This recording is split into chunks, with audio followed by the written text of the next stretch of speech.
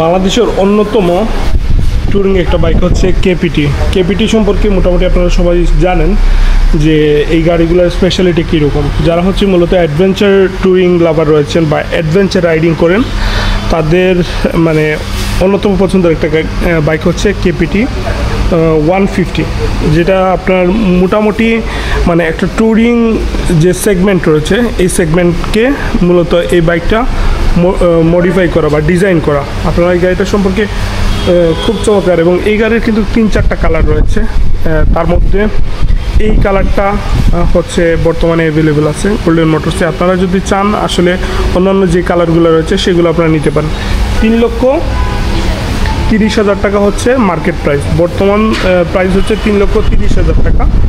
আর আপনারা চাইলে কিন্তু এই গাড়িগুলো অর্ডার করে নিতে পারেন এখান থেকে, ঠিক আছে। খুবই চমৎকার এবং আমার অত্যন্ত প্রিয় একটা মডেল ট্যুরিং সেগমেন্টের মধ্যে।